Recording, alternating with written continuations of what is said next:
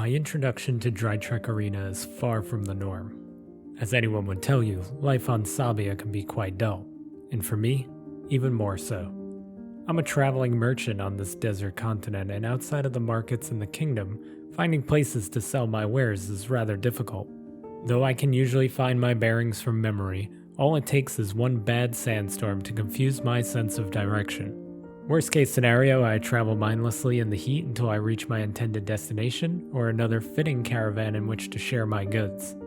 This type of life makes it difficult to get to know people outside of my clients. Sure, I spend some time here and there in the kingdom, but if I want to continue selling my wares, I have to keep moving. So I did just that. For years, actually. Until I finally pushed the sand aside and opened my eyes to the fact that this has become a rather boring life. You would think traveling all over the continent, frequenting the kingdom, and meeting all types of fenins would be exciting, but it's honestly pretty lonely. I sporadically made the decision to change that and said to myself that I deserve a break. I took some time off, and the very first thing I did was buy some tickets to a night of fighting at the brand new Drytreck Arena. Now, I mentioned earlier that my introduction to the arena is unordinary, and it all began in one of the many taverns located around the arena. I just so happened to pick the one that would change my life forever. The appropriately named Sandstop seemed like a fitting place to grab a drink prior to the fights. I walked in and took a seat at the bar. I ordered a drink from the woman behind the counter, and that was the moment I met Sophia. Much to my surprise, we hit it off immediately.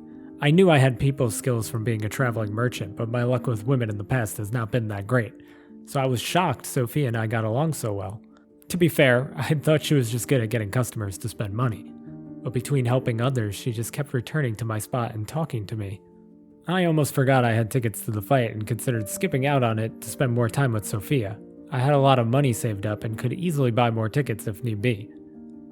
I mentioned my situation to Sophia to judge how she felt about the arena and gauge whether or not this could be a future date night idea. Her face lit up at the mention of the arena and evolved our dynamic even further when she mentioned that I should stay a bit longer in the tavern, that I wouldn't miss the fights, and she would make it worth my while. I was intrigued to say the least, but also still curious if Sophia was just really good at playing with her customers. Luckily, she was being genuine, and a few moments after she told me to wait, she came around the counter and grabbed me by the hand. I quickly chugged the rest of my drink before she pulled me in the direction of the back of the tavern. She knocked 3 times on a stone door that slid open slowly. A burly fenin standing behind it nodded to her as she led me inside. I didn't know what to expect, and I probably should have been more cautious. I was in a part of Sabia I had never been to before, being brought to a secluded area in one of the busiest taverns, and yet I wasn't afraid that anything bad might befall me. Instead, I felt more safe now that Sophia was holding my hand and leading me through this area of the tavern. There was something about her that was comforting, and even though I had never been here before, there was this strange sense of familiarity. I began to think about the size of the tavern from the outside and if there was even enough space for an additional area like this, but as the voices from the tavern faded, they were replaced with new voices coming from the direction we were headed. "Is this another part of the tavern?" I asked. "A place reserved for special patrons?" Not quite, she replied. though this is a special place. "Any further in and we'll be in the arena." As I said the words, Sophia pulled on my hand a bit harder as we neared another door. Another fenin stood in front of this one and opened it as they saw us approaching. You were close.